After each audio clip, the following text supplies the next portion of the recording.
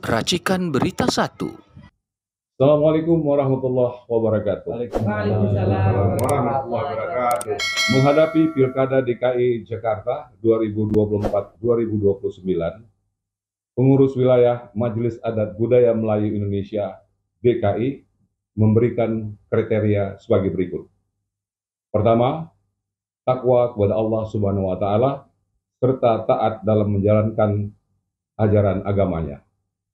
Kedua, setia kepada Pancasila dan Undang-Undang Dasar 1945. Ketiga, mempunyai visi yang tepat untuk mensejahterakan rakyat dan mengangkat harkat martabat Provinsi DKI Jakarta. Keempat, berniat dan bercita-cita mengangkat budaya Melayu, termasuk diantaranya Betawi dan budaya lainnya, karena Jakarta adalah tempat tinggalnya seluruh etnis dan suku yang ada di Indonesia. Kelima, bercita-cita menciptakan lapangan pekerjaan di Jakarta maupun di luar negeri. Keenam, memberikan fasilitas kepada rumah ibadah agar para pengelola rumah ibadah dapat melakukan kegiatan sosial dan ekonomi kerakyatan untuk mensejahterakan masyarakat Provinsi DKI Jakarta. Ketujuh, menciptakan keamanan dan kenyamanan kehidupan sosial bermasyarakat di Provinsi DKI Jakarta. Kedelapan, pilkada, jurdil, damai, tanpa premanisme. Jakarta, Jumat 4 Oktober 2024, Majelis Adat Melayu Indonesia, Jakarta, tertanda Ketua BIM Triani Binyamin, Sekretaris Ramlan, dan saya sebagai Bendahara Syahrian Siregar. Wassalamualaikum warahmatullahi wabarakatuh. Assalamualaikum warahmatullahi wabarakatuh. Selamat malam para pemirsa semua. Saya Bim Benyamin, ya, putra almarhum Benyamin Sueb, Bapaknya Sidol, dan di Benz Radio ya. Nah, ini saya rasanya harus bicara juga sedikit tentang kejakartaan, tentang Jakarta, karena memang Jakarta sebentar lagi November ya akan ada pemilihan kepala daerah, ya, gubernur, dan ini sudah mulai proses pemilihan umumnya Pilkada DKI, dan saya juga ada di beberapa organisasi ya yang menitipkan ya pesan-pesan supaya nanti calon pimpinan kita di DKI itu menjalankan program-program untuk masyarakatan ya. Ya, ini hanya saya pada malam ini saya ingin menyampaikan ya, aspirasi yang ada ya untuk bagaimana nanti kepala daerah yang mensikapi ya, mempunyai program, mempunyai visi misi yang memang menyentuh kepentingan masyarakat ya, tentang pastinya tentang pendidikan, tentang kesehatan, ya, banjir, transportasi, dan lain-lainnya. Nah, ini saya juga melihat bahwa kita ini secara nasional, bahwa apalagi DKI ya, yang banyak pengangguran lah katakan gitu ya. Pengangguran yang apalagi setelah COVID ini banyak perusahaan yang gulung tikar, perusahaan yang tutup, dan mau nggak mau itu kan mengurangi SDM-nya, pekerjanya. Ini makanya pengangguran sangat besar sekali ya, dengan jumlah penduduk Indonesia, Jakarta yang luar biasa. Kalau Jakarta katanya 14 juta, kalau siang ya, kalau malam katanya 11 jutaan. Nah, pengangguran ini sangat besar. Jadi kita menghimbau nanti pemerintah siapapun yang jadi itu akan memperhatikan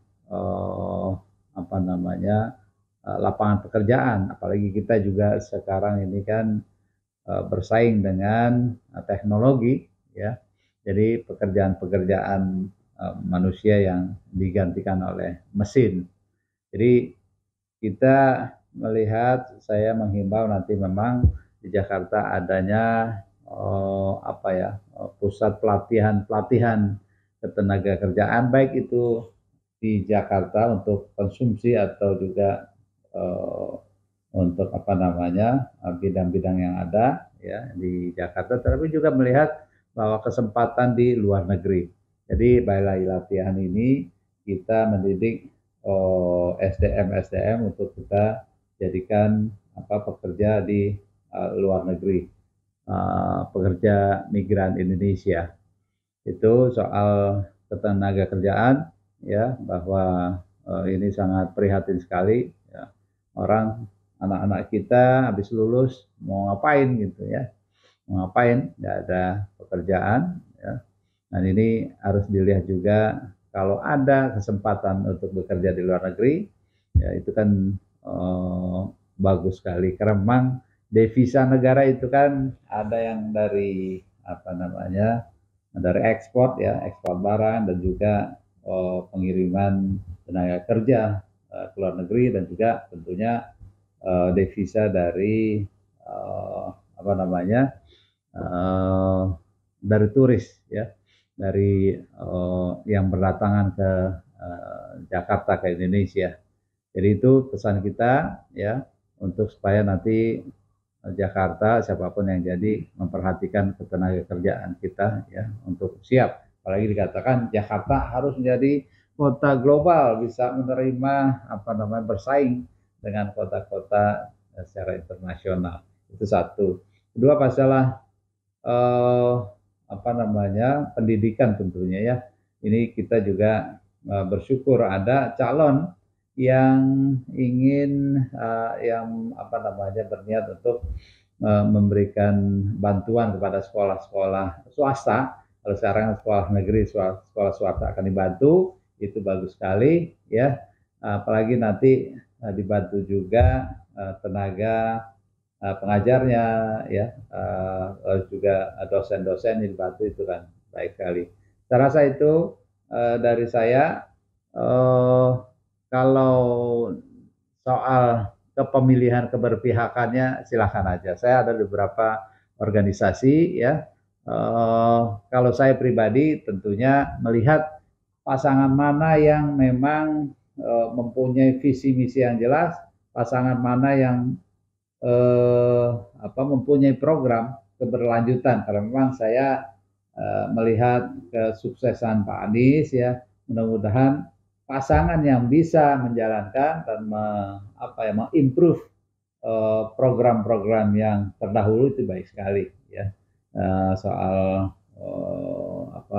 BOTI, bantuan operasional tunai untuk tempat ibadah ya, tadi untuk pendidikan, untuk lansia, untuk ketenaga kerjaan, lalu juga untuk PKK nanti dan lain-lainnya. Jadi saya lihat ada calon yang memang pas untuk Kota Jakarta.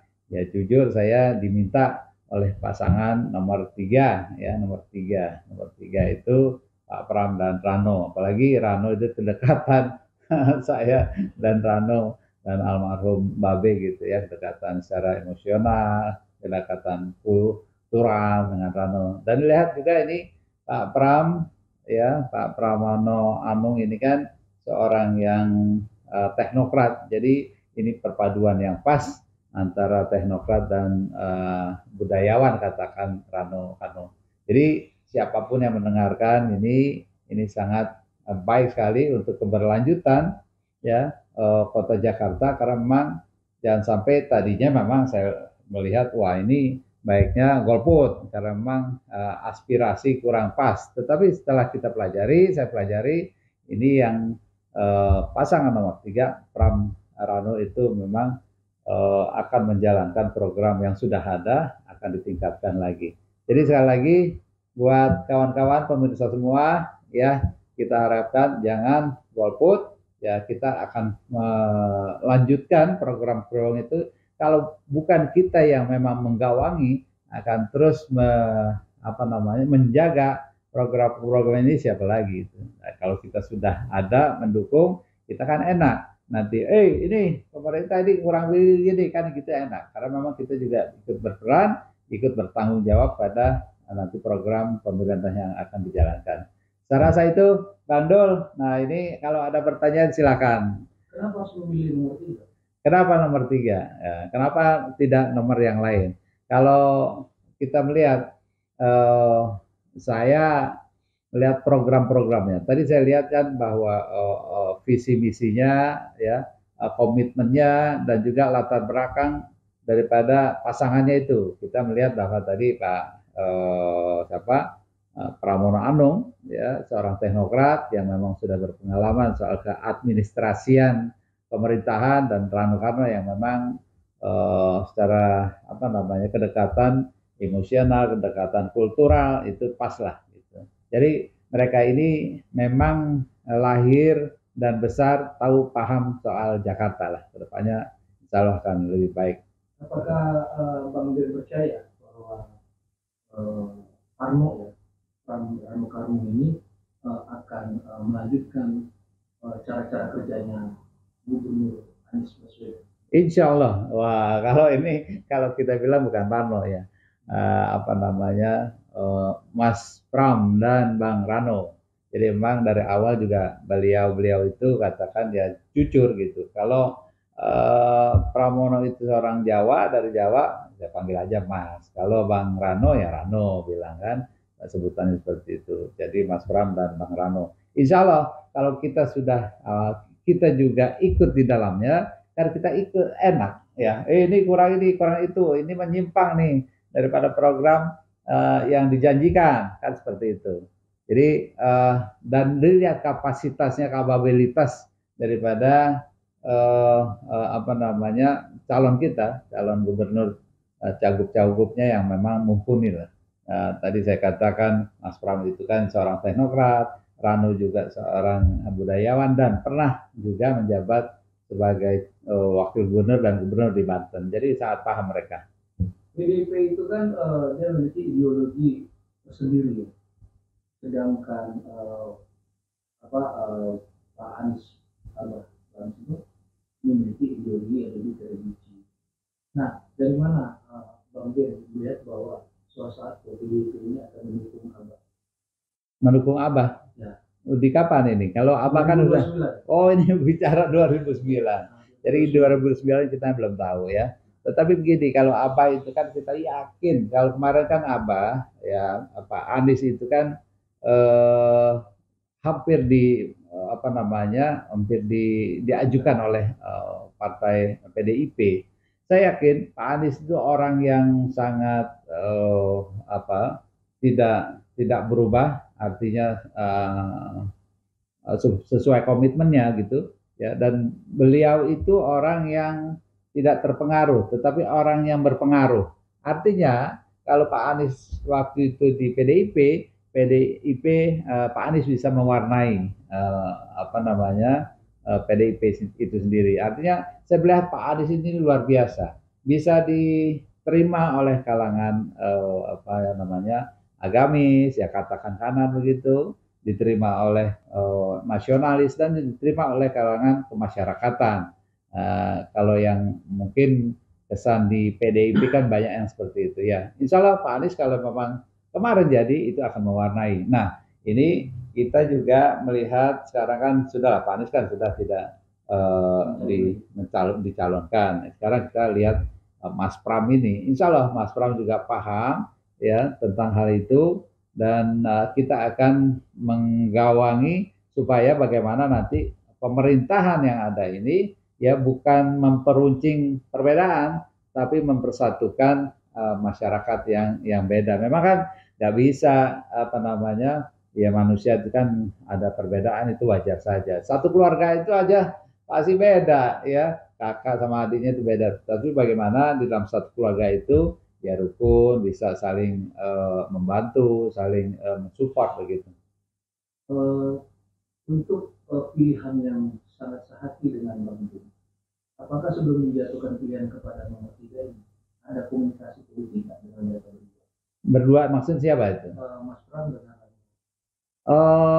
ya kalau Rano kan memang sebelumnya juga kan kita sudah berkomunikasi sejak almarhum kan, ada komunikasi, tetapi memang kesibukannya kan terputus juga sama Rano. Tapi ketika mencalonkan ya sempat say hi dan juga kita bicara sedikit. Yang lebih intens ini kita kepada Mas Pram ya, Mas Pram tentang kedepannya seperti apa. Karena memang ini nomor satu kan pegang peranan artinya gubernurnya kan pegang peranan untuk pembangunan di Jakarta. Gitu Bang. Terakhir Bang. Ya. Dalam visi dan misi Rano, Mas Pram dengan Bang Rano Karno ini yang sangat menarik bagi Bang Ben apa? Yang sangat menarik. Ya. Jadi satu kapabilitasnya udah nggak diragukan lah ya Mas Pram sama Bang Rano. Lalu tentang programnya. Jadi program yang sudah ada, program baik itu program Pak Anies yang sebelumnya mungkin Ahok itu akan terus dilanjutkan. Yang bagus kenapa dihentikan? Yang bagus dilanjutkan. Yang kurang bagus itu ya dibikin bagus lah. Dan itu program mereka dan insya Allah menjadi komitmen. Nah komitmen itu kan bisa dilihat dari sebelum-sebelumnya apakah yang bersangkutan itu orangnya komit atau tidak gitu. Jadi saya rasa mereka akan komit untuk menjalankan itu. Nah satu hal yang saya mau sampaikan ini tentang ini kan ada nada-nada miring nih. Oh Rano wah bukan Betawi.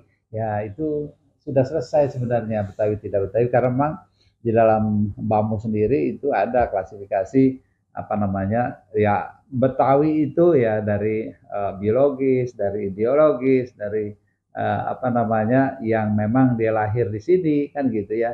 Jadi kalau memang Rano itu dia lahir di Jakarta ya, lalu juga mengaku sebagai Betawi dan kita lihat kontribusinya sebagai sebagai Betawi dia kontribusi untuk kemajuan Betawi, ya Betawi lah gitu. Jangan mengecilkan orang ini asalnya dari mana bukan Betawi asli nih. Udahlah nggak usah ngomong asli atau tidak asli gitu lah. Atau ngomong ini Betawi turunan atau Betawi tanjakan. Ya sudah itu sama-sama kalau memang dia ngaku Betawi ya Betawi ya paling berkontribusi gitu. Ya ini untuk menjelaskan ini Rano Betawi apa enggak, ya udah itu udah selesai. Rano ya ngaku Betawi dan kita lihat kontribusinya untuk Betawian sangat luar biasa ya Betawi lah dia. Gitu Bang. Ya, makasih banyak. Assalamualaikum warahmatullahi wabarakatuh. Assalamualaikum warahmatullahi wabarakatuh. Waalaikumsalam warahmatullahi wabarakatuh. Saya Ambu Santi, Ketua Pengawas Umum DPP BPPKB Banten menghimbau kepada anak-anak Ambu BPPKB Banten DKI Jakarta, mari kita satu komando usung nomor 3. Ya, Mas Pram dan Bang Dul anak sekolahan. Mari kita ciptakan pemilu damai, jaga kondisivitas, tetap satu komando. Wassalamualaikum warahmatullahi wabarakatuh. Waalaikumsalam warahmatullahi wabarakatuh. Siapa kita? BPKB. Siapa kita? BPKB. Siapa kita? BPKB. BPPKB. Jaya, jaya, jaya. Takbir. Allahu Akbar.